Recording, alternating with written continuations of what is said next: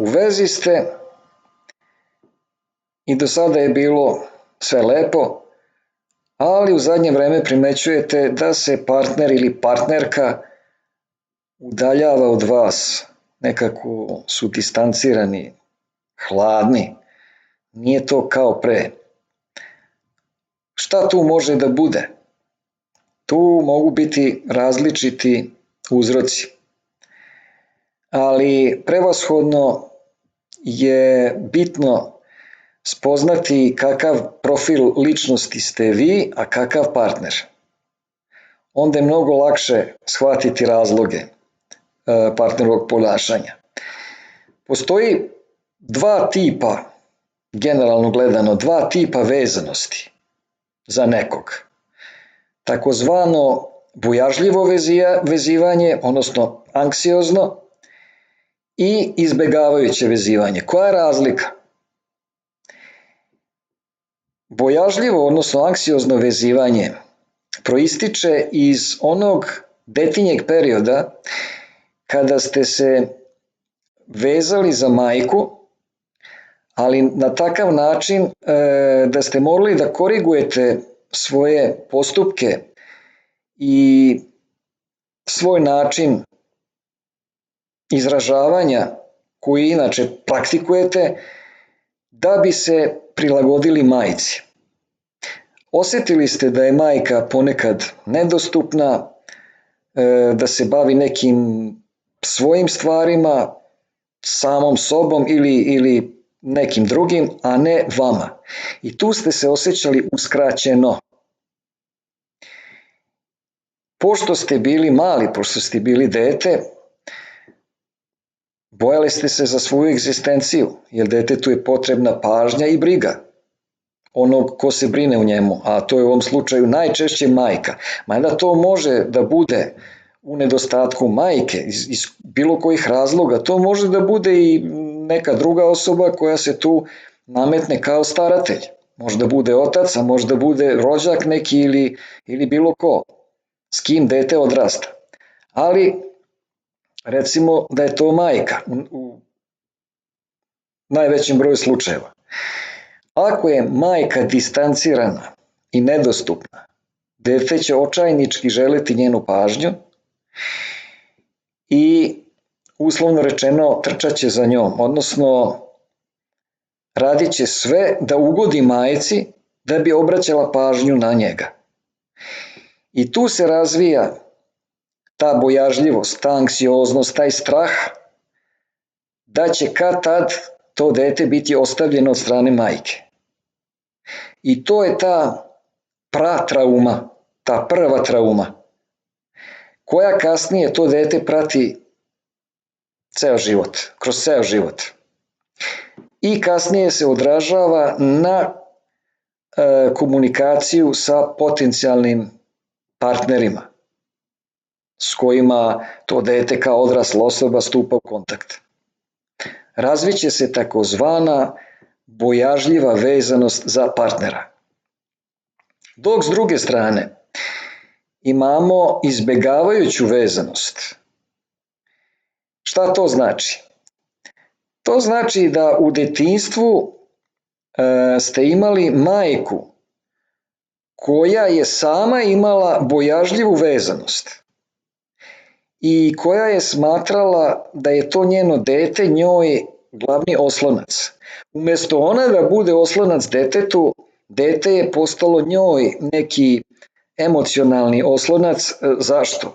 Zato što je verovatno bila u lošem braku, gde od muža nije dobijala dovoljno pažnje i nežnosti i onda je tu svoju potrebu za pažnjom i nežnošću prebacivala na dete i očekivala od deteta da popuni sve njene emocionalne praznine. Ona je bila u nekoj vrsti emotivnog vakuma i gde nije mogla da nađe emocije kod muža, ona je želela to od deteta. I počela na neki način da guši to dete, simbolički rečeno. Obasipala ga je pažnjom nežnošću, ali preterano. A zašto to detetu nije prijalo? Zbog toga što mu je gušila samostalnost. Detetu je, pored pažnje i sigurnosti i nežnosti, potrebna i doza samostalnosti. Pogotovo što i genetski faktor utiče na razvoj ličnosti. Imate decu koja su sklonija bojažljivoj vezanosti, da se ušuškaju kod nekog ko će brinuti o njima. A neka deca su prodornija, žele da istražuju okolinu, da grade svoj neki mali svet, ranije počinju da se brinu sama o sebi, postaju samostalnija. Genetski su takva. Iako majka ima razvijenu bojažljivu vezanost i guši ih svojim emocijama, to dete će razviti izbegavajuću vezanost prema majci, a kasnije i prema ostalim osobama s kojima bude komunicirala u životu, a bude emocionalno involvirana sa njima u neki odnos. I tu treba tražiti, to su glavni uzroci problema u kasnijim međuljudskim a posebno partnerskim odnosima. Obično se nađu takvi partneri gde je jedan partner razvio bojažljivu vezanost i trči za ovim drugim partnerom, a ovaj drugi partner je razvio izbegavajuću vezanost i udaljava se, beži od ovog prvog partnera. Tu treba nešto još objasniti.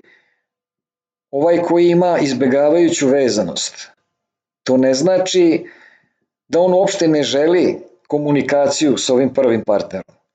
Želi, ali dozirano. Ne uvek, ne po svaku cenu. Takvom partneru koji voli samostalnost, potrebno je da ima neko svoje izdvojeno vreme samo za sebe. I partner to treba onda da shvati i da ga pusti. Međutim, mnogi partneri koji imaju bojažljivu vezanost smatraju, njihova trauma je da će biti ostavljeni kad tad. I onda kad se ovaj partner drugi privremeno povuče, da malo sredi misli, to su obično introverti, ovaj prvi partner jurne za njim. Čim on jurne za njim, ovaj još više se zatvara u sebe i beži. Onda ovaj prvi partner očajava, dok ovaj drugi partner se malo ne sredi, bude sam, čak nekad privremeno i prekine vezu, i kad sredi svoje misli, kad se uveri da nema opasnosti od ovog prvog partnera, on će mu se sam javiti. Ali to mnogi ne prepoznaju. Oni to ne znaju, da to tako funkcioniše. I mnogi klijenti mi se javljaju pitanjima tipa partner je postao hladan, nepristupačan, ne javlja se, izbegava me, da li ima nekog drugog, da li sam ja nešto pogrešio ili pogrešila.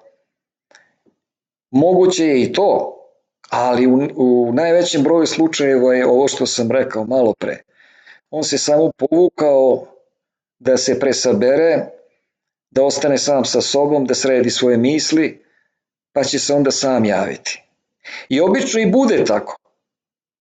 Posle intenzivnog pritiskanja tog partnera, on se još više povuče i onda mi jednostavno se umorimo od tog pritiskanja i prekinemo i mi komunikaciju. I čim prekinemo komunikaciju, pali se lampica u partnerovoj glavi, sam možda malo preterao, sad je vreme ipak da mu se javim, i sam se javi.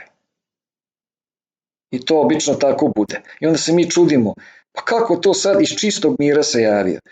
Nije to iz čistog mira, ima tu čitava procedura čitav proces koji se odvija u njegovoj glavi, i kad on zaokruži to nešto što je smislio, onda i vi dođete na red, seti vas se i razviju mu se emocije.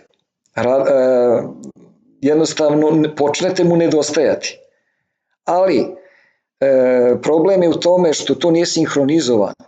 Kada on vama nedostaje i kada vi njemu nedostajete. U tome je problem što tu nema sinhroniciteta. Da bi ovo shvatili na pravi način, pošto su mnogi u toj akutnoj fazi problematike partnerskih odnosa prilično uznemireni i zbunjeni i maltene očajni, oni ne mogu da pravilno proniknu u dinamiku cele te situacije i onda mi se javljaju sa zahtevima za savjetovanje. Ja sam inače sertifikovani savjetnik za partnerske odnose i radim privatne online konsultacije. Pored teorijskog znanja koje se podrazumeva, imam i praktično životno iskustvo iz te oblasti i ne samo iz partnerskih odnosa, nego uopšte iz komunikacije sa ljudima. Znači, problematika može postojati ne samo između odnosa muškarac, žena, momak, devojka, nego i u porodici. Otac, majka, braća, sestre i tako dalje. Mnogi klijenti su mi se javljali i kroz privatne online konsultacije smo uspešno rešili mnoge slučajeve. Kako one teku, te konsultacije? Obavljaju se online, naravno, telefonom, preko Vibera, Whatsappa, traju obično od 2 sata pa naviše. I karakteristično je da se sve rešava u jednom razgovoru, u jednom dužem razgovoru, koji možda traje i po 3, 4, 5 sati. Konsultacije se naplaćuju, nisu besplatne, jer je potrebna duboka koncentracija, ekspertiza i posvećeno vreme za rešavanje tog problema. U prvom delu razgovora mi iznesete detaljno vaš problem uz moja podpitanja. Prvo pričamo o konkretnom vašem problemu i partneru ili toj osobi s kojom imate problem, zatim se vraćamo u prošlost gde obrađujemo vaše detinjstvo, odnos sa vašim roditeljima, odnos majke i oca međusoban kakav je bio, zatim se vraćamo u detinjstvo partnera, da vidimo šta je on proživeo u detinjstvu, kakav je njegov odnos bio sa roditeljima i tu utvrđujemo kakvi ste tipovi ličnosti. To je prikupljanje informacija, faza prikupljanja informacija. Posle toga, u drugoj fazi, pravimo analizu. Sve to uklapamo u jedan mozaik, stvaramo jasnu sliku cele situacije, gde je bitno da vama sve bude jasno, da vam se objasni i izvlačimo koji su glavni uzroci problema. Zato što nekad neke stvari mogu da vas zavaraju i da odete na pogrešan trag. Zato mi ovde dubinski analiziramo, da bi našli pravi uzrok problema.